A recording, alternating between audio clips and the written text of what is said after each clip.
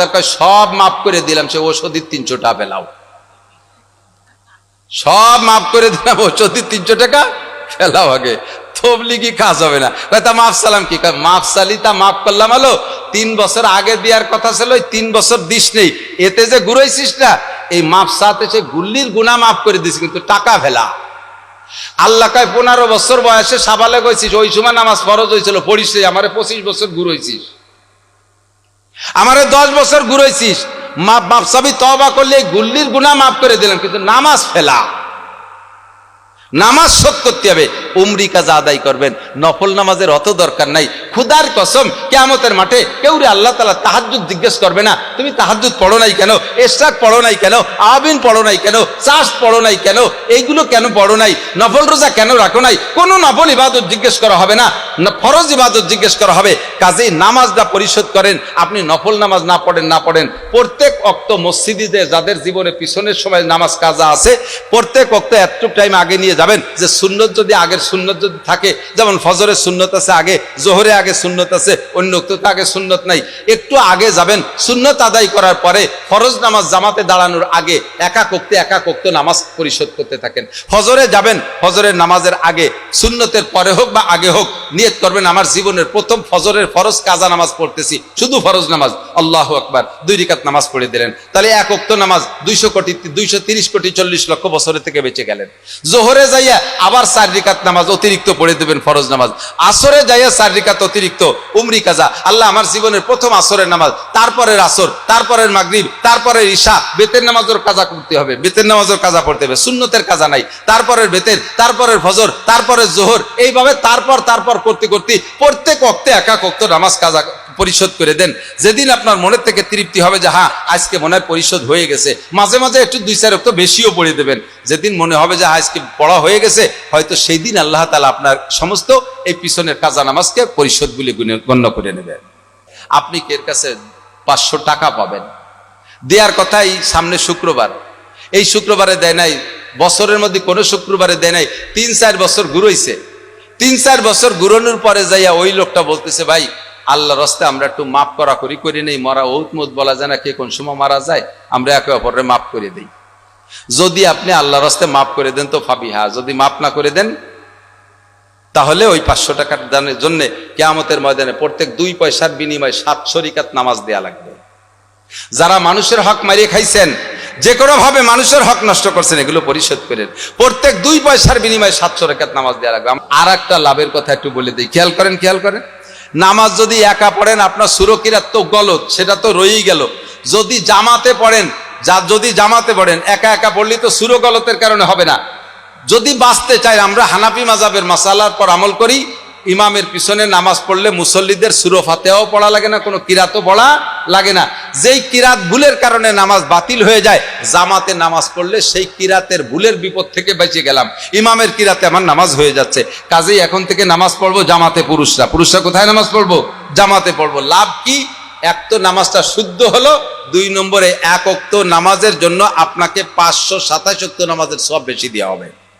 যদি আল্লাহ ইচ্ছা করেন যে 1 ওয়াক্তের বিনিময়ে 527 ওয়াক্ত নামাজের সওয়াব বেশি দিয়েছে, এই 527 ওয়াক্ত নামাজের সওয়াব দিয়ে আপনার পিছনের যে কাজা হয়ে গেছে ওই কাজার গ্যাপগুলো বন্ধ করে দেবে, এটা আল্লাহ ইচ্ছা করলে দিতে পারে।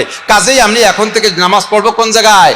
জামাতে নামাজ। মহিলারা জামাতে নামাজ পড়বে না, মহিলারা ফরজ নামাজও জামাতে পড়বে না, তারাবির নামাজও জামাতে পড়বে না, সালাতুত তাসবিহ জামাতে পড়বে না, মহিলাদের কোনো নামাজ জামাতে পড়া নাই। এলাকায় আরেকটা কুপ্রথা জারি হয়েছে, রমজান মাসে একজন ইমাম নিয়ে, একটা তালবে আলিম ইমাম নিয়ে এলাকার মহিলারা একবারই যে তারাবির নামাজ জামাতে পড়ে। বিভিন্ন মসজিদেও মহিলাকে জন্য আলাদা ব্যবস্থা করেছে। এ আরেকটা কুসংস্কার, আরেকটা কুপ্রথা চালু করেছে, আরেকটা খারাপ পদ্ধতি, এর ভিতরে ফিতনা আছে। মহিলাদের যেখানে ফরজ নামাজ জামাতে পড়তে যেতে নিষেধ করা হলো, তারা তারাবির নামাজ পড়ে এত স্বাদ কোত্থেকে আসে? মহিলাদের তারাবির নামাজও জামাতে পড়ালে, ঈদের নামাজ নাই, তাদের জানাজার নামাজ নাই, জুমার নামাজ পড়বে না মহিলারা। আমাদের বাংলাদেশ থেকে হাজি সাহেবরা বউ নিয়ে মানে একসাথে হজ করতে যায়, এ জায়গায় যাইয়া মহিলারাও প্রত্যেক ওয়াক্ত জামাতে নামাজ পড়তে যায়। অথচ বাংলাদেশের যত আলেমরা স্ত্রীদেরকে নিয়ে হজে যায়, একজন আলেমও স্ত্রীকে নিয়ে প্রথম তওয়াফের সময় হজ বা উমরার যে মূল তওয়াফ ওই সমান নামাজটা হয়তো জামাতে পড়ে আসে, এরপরে কোনো আলেম তার স্ত্রীকে হোটেল থেকে মসজিদে কাবা শরীফের মসজিদে নববীতে জামাতে নামাজ পড়তে নেয় না। পাবলিকরা স্বামী না গেলেও বিটিরা সে দৌড়তি যে জামাতে শরীক হবে মসজিদ রবেল। মহিলারা ওই জায়গা যাইয়া নামাজ পড়ে যে নেকি পাবে, তার চাইতে পুরুষের সাথে ঠেলা ধাক্কায় যে গুনাহ হবে ওই নামাজ দিয়ে ওই গুনাহ পুরো করতে পারবে না। এই জন্য মহিলারা নামাজ পড়বে করে ওয়া আমিলুস সালিহাত। সাথে কিছু নফল নামাজ একটু শিখিয়ে দিই, 2-4 একটু খেয়াল করেন। মাগরিবের সময় আমরা মাগরিবের খুব খেয়াল, মাগরিবের নামাজের পরে আবিনের সর্বনিম্ন রাকাত, সর্বকম রাকাত 4 রাকাত। আবিন সর্বকম রাকাত কয় রাকাত? 2 রাকাত করে 4 রাকাত আবিন পড়লে হবে। 4 রাকাত আহসানুল ফতোয়া, সমস্ত ফতোয়ার কিতাবে সহিহ আছে। ফরজ নামাজের পরে নবী আলাইহিস সালাম মাগরিবে 6 রাকাত নামাজ পড়তেন, 2 রাকাত সুন্নাত, 4 রাকাত আবিন। 6 রাকাত, 8 রাকাত, 10 রাকাত করার কারণে অনেকের কষ্ট মনে করে, এই জন্য মোটেই পড়ে না। 4 রাকাত আবিন আপনি পড়েন, লাভ কি? একটানা লাগাতার 12 বছর নফল নামাজ পড়লে যেই নেকি আল্লাহ তাআলা 4 রাকাত আবিনের ওসিলায় সেই নেকি দান করে। এজন্য এই যে ফরজ নামাজ পড়ে সুন্নত পড়িয়ে আমরা একেবারে গোটগাট করে দৌড়ে চলে যাই কোন জায়গা? চার দোকানে। 90%, 97%, 98%, 99% যারা একটা আটতে পারে সব জায়গায় বসবে, 4 দোকানে আড্ডা করবে। মাত্র 4 রাকাত নামাজ পড়তে 40 মিনিট লাগান। সবচেয়ে ছোট সুরা ইন্না তাইনা কুল হু দিয়ে পড়িয়ে 4 রাকাত নামাজ পড়েন, 12 বছর নামাজের নেকি পাবেন নফল নামাজে। এরপরে ফজরের নামাজ পড়িয়ে লাভ দিয়ে উঠে যাবেন না। ফজরের নামাজ পড়ে অনেকের আছে আবার ডায়াবেটিস দাবলাতি হয়। এই ডায়াবেটিস দাবলানো আটাটা একটু পরে হাঁটেন। যায় নামাজে ফরজ নামাজ পড়ে ওই জায়গায় যদি ইশরাক পর্যন্ত বসে থাকেন, ইশরাক পর্যন্ত, ইশরাক বলে সূর্য উদয়ের 22 মিনিট পরে, সূর্য উদয়ের পর থেকে ক্যালেন্ডার দেখে নামাজ কালাম পড়বেন। বিশেষ করে মহিলারা ফজরের নামাজ পড়ে, মহিলারা ক্যালেন্ডারের দ্বারে না। পুরুষরা মসজিদে আজান শুনে মসজিদে যায়, ইমাম সাহেবের টাইম ঠিক করা আছে, সে টাইম মতো নামাজ পড়ায়। কিন্তু মহিলারা বাড়ি নামাজ পড়ে। মহিলাদের ফজরের নামাজের রক্ত কোন সময় কন্দি জানা আছে? একটু কন্দি নাকি বুঝতেছেন না, খেয়াল হতেছেন না? মহিলাদের ফজরের নামাজের সময় কখন? যখন ঘুম থেকে উঠবে তখন। তাইতি বেলা উঠতিছে না ডুবতিছে ও দেখা দেই নাই। ও ক্যালেন্ডারও বোঝে না, ঘড়ি ঘুড়ারও দাঁত ধরে না। উঠে ঘুমেতে উঠে যাইয়ে পেশা পায়খানা সেরে অজু বানায় নামাজে দাঁড়াইছে, চাষি একদিক দিয়ে নামাজ পড়তেছে আর একদিক দিয়ে বেলা ডক ডক করে উঠতেছে। বাঁশবাগানের আগাইনি বাগানে বাড়ি, বেলা উঠা তো সই দেখতে পারে না, ওইদিকে ক্যালেন্ডার জানে না। বেলা উঠার সময় নামাজ পড়া হালাল না হারাম? একটু কন্যা হালাল না হারাম? ডুবার সময় হালাল না হারাম?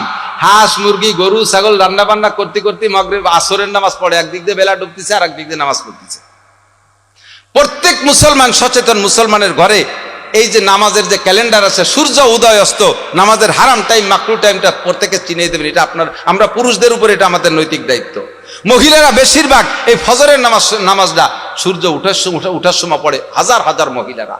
খেয়াল রাখবেন, এই সময় নামাজ পড়া জায়েজ নেই। সূর্য উদয়ের 22 মিনিট পরে, সূর্য উদয়ের 22 মিনিট পরে যদি কের আজকের ফজরের নামাজ কাজা হয়ে যায়, কারণবশত ঘুমের মধ্যে উঠতে পারেন নাই, পড়তে পারেন নাই, সলাতুন নাইমে ইজাস্তাইকাযা ক্বালা রাসূলুল্লাহ সাল্লাল্লাহু আলাইহি ওয়াসাল্লাম, হুজুর বলেন আমার উম্মতের নামাজ, ঘুমন্ত ব্যক্তির নামাজ যখন সে ঘুম থেকে উঠবে তখন। তা আজকের ফজরের নামাজ যদি কাজা হয়ে যায়, তাহলে ঠিক দুপুরের আগে 12টার আগে যদি পড়েন তাহলে সুন্নত সহ পড়তে হবে। সুন্নত পড়া মুআক্কাদা, সুন্নত সহ পড়বেন যখন ঘুম থেকে উঠবেন। তবে বেলা উঠার সময় পড়বেন না, বেলা উঠার 22 মিনিট পরে। এরপরে ইশরাক, ওই যায় নামাজে ওই জায়গায় বসে থাকবেন, উঠে ঘুরে ফিরে আসে, ফিরে ইশরাক পড়লে ইশরাকের এই ফজিলত পাবেন না। সালাম ফিরের উপর ওই জায়গায় বসে তসবিহ তাহলিল জিকির ফিকির করবেন। বেলা উঠার 22 মিনিট পরে 2 রাকাত মাত্র ইশরাকের নামাজ পড়লে আল্লাহ তাআলা একটা কবুল হজ আর একটা কবুল উমরার নেকি আপনারে দান করবে। ইল্লাল্লাযীনা আমানু ওয়া আমিলুস সালিহাত। এই নেক আমলগুলো টুকিটুকি করা যাবে না? সহজ তাহাজ্জুদ, কিয়ামতের ময়দানে আল্লাহ তাআলা তাহাজ্জুদ পড়নেওয়ালাদেরকে বিনা হিসাবে জান্নাতে পাঠায় দেবে। বলেন না সুবহানাল্লাহ। তাহাজ্জুদের সময় কোন সময়? খুব খেয়াল, তাহাজ্জুদের সময় শেষ রাত। উম্মতের শেষ রাত্রে পড়তে কে উঠতে পারবে না, এটা নবী যাই না, হুজুর বলেছেন। ঈশার ফরজ 4 রাকাত। কয় রাকাত? আগেও মাঝে মাঝে বলছি, এলাকায় অনেকে আমলও করে আলহামদুলিল্লাহ, আবার অনেকে সব মাহফিলে যায় না বিদায়, আবার তাদের শোনার বিষয় একটু খেয়াল করেন। ঈশার ফরজ কয় রাকাত? তারপরে 2 রাকাত সুন্নাত, এরপরে 3 রাকাত বেতের না? ফরজ 4 রাকাত, সুন্নাত 2 রাকাত। রাকাতের পরে বেতেরের আগে পারলে 12 রাকাত, না পারলে 10 রাকাত, না হয় 8 রাকাত, না পারেন 6 রাকাত, না পারেন 4 রাকাত। কমপক্ষে 2 রাকাত নামাজ তাহাজ্জুদের নিয়তে পড়া এরপরে বেতের পড়ে আপনি শুয়ে থাকবেন, নিয়ত রাখবেন শেষ রাত্রে উঠতে পারলে আবারও তাহাজ্জুদ পড়বো, উঠতে পারলে আবারও পড়বেন, দোষ নাই, বেতের নামাজের পরেও তাহাজ্জুদের নামাজ পড়ার অনুমতি আছে। যদি আপনি কোনোদিনও আর উঠতে না পারেন শেষ রাত্রে, আর রেগুলার এই ঈশার ফরজ আর সুন্নতের পরে বেতের আগে 2 রাকাত তাহাজ্জুদের নিয়তে পড়েন, এইভাবে জীবন ভরে পড়ছেন, আল্লাহর কসম কিয়ামতের ময়দানে শেষ রাত্রে রেগুলার তাহাজ্জুদ পড়নেওয়ালারাও যেভাবে জান্নাতে যাবে তাহাজ্জুদের ফজিলত নিয়ে আপনিও সেভাবে যেতে পারবেন। সহজ হয়েছে কিনা? সহজ হয়েছে না? আজকে থেকে একটু, আজকে তো ঈশা চলে গেছে, আগামীকাল থেকে যদি আল্লাহ বাঁচায় রাখে এই তাহাজ্জুদের পর আমল করতে পারবো কে কে? একটু নিয়ত করা যাবে, দেখি কে কে সত্যি মনের থেকে বলছেন। কালকে থেকে প্রতিজ্ঞা করেন ইনশাআল্লাহ 2 রাকাত তাহাজ্জুদ পড়া যাবে না ইনশাআল্লাহ। আল্লাহ তাআলা তৌফিক দান করুক। চাশতের নামাজ 4 রাকাত। চাশতের নামাজ কয় রাকাত? ইশরাকের 10-20 মিনিট পরেই চাষের রক্ষ শুরু হয়ে যায়। ইশরাক নামাজের 10-20 মিনিট পরের থেকেই চাষের নামাজ পড়লে পড়া শুরু হয়। তবে চাষের মূল টাইম হলো 9টা-10টা, 8টা 9টা 10টা এই টাইম। তো ওই টাইমে আমরা কর্মব্যস্ততায় থাকি, বাস দরকার নাই। আপনি ইশরাকের নামাজ পড়ে আর একটু পরে 2 রাকাত বা 4 রাকাত চাষের নামাজ পড়েন, এরও একটা বিশাল ফজিলত আছে। আল্লাহ তাআলা আমাদের সবাইকে তৌফিক দান করুক।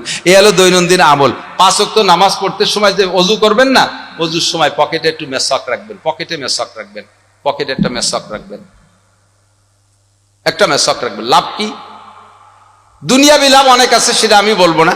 আখিরাতের লাভ হলো রেগুলার যারা ওযুতে মেসওয়াক করে ওযু বানায় নামাজ পড়ে, নারী আর পুরুষ, 1 ওয়াক্ত নামাজের বিনিময়ে আল্লাহ তাআলা তাকে 70 ওয়াক্ত নামাজের নেকি দান করেন। পরিষ্কার সহিহ হাদিস। এলো নামাজের বরকত। 2 নম্বরে যারা রেগুলার মেসওয়াক করে, যারা রেগুলার মেসওয়াক করে, আল্লাহ তাআলা তাদের মরণকালে কলেমা নসিব করবেই করবে।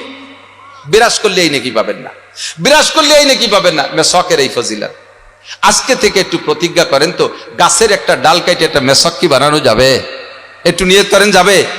যদি কোনো বিরাসের দাম হয় 1 কোটি টাকা আর পেস্টের দাম হয় 1 লাখ টাকা, এই 1 কোটি টাকা দামের বিরাস দিয়ে 1 লাখ টাকা দামের পেস্ট দিয়ে 100 বছর বিরাস করলেও আপনার মেসওয়াকের নেকি পাবেন না।